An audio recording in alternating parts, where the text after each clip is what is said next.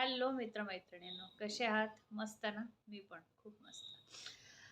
कसं असतं कधी-कधी लायकी नसलेल्यांच्या तोंडी खरंच लागू नये. हे जे म्हणतात ना, हे खरंच आहे.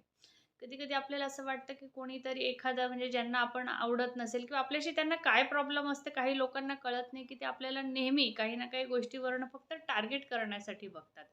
भले आपण त्यांच्याविषयी बोलत नसू, त्यांच्या नादाला जात नसू किंवा त्यांच्या वाटेलाही कधी आपण जात नसू आणि त्यांच्याविषयी बोलत पण नसू. पण असे खूप म्हणजे लायकी नसलेले नालायक लोक असे असतात, की ते विनाकारण तुमच्यावरती सारखंच बोलत असतात. तुम्हाला टोमणे मारत असतील किंवा तुम्हाला उण-दुण बोलत असतील आणि खूप हे म्हणजे नाही का तुमचा तुम्ही जो काही शांत असाल, तुम्ही त्यांना उत्तर देत नसाल, तर याचा खूप फायदा घेणारे असतील. असं प्रत्येकाच्या आयुष्यात नक्कीच अशी लोकं असतील.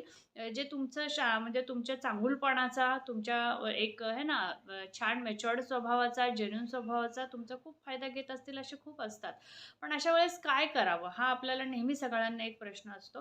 तर एक सांगू मित्र-मैत्रिणींनो, की कधी-कधी हे असे लायकी नसलेले नालायक लोक आपल्या आयुष्यात येतात आणि मी असं नाही म्हणत, की त्यांचं तुम्ही पूर्णपणे म्हणजे ऐकून घ्यायचं आणि शांत बसायचं. नाही. त्यांना त्यांच्या थराला जाऊन तर उत्तर आपण देऊ शकत नाही. कारण की काही-काही अशी नीच थराला जाऊन आपल्याला म्हणजे टार्गेट करत असतात. पण आपण तसं करू शकत नाही. कारण की आपला तो जॉनर नसतो, नाही आपला तो स्वभाव असतो.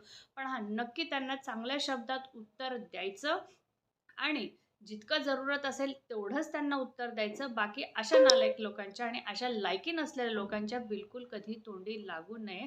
हा माझा आयुष्यातला घेतलेला अनुभव आहे आणि बिलकुल अशांना इग्नोर मोडवर टाका. खरंच अशांना इग्नोर मोडवर टाका.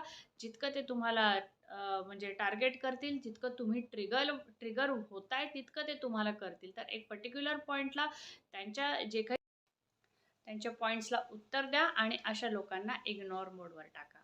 येस फ्रेंड्स, मित्रमैत्रिणींनो, तुम्हाला माझे विचार कसे वाटतात नक्की मला कमेंट करून कमेंट सेक्शनमध्ये सांगत जा आणि ज्यांना माझे विचार नक्की आवडतात, छान वाटतात आणि रिलेट वाटतात त्यांनी प्लीज लाईक आणि सबस्क्राईब जरूर करा. Thank you guys. परत भेटूया.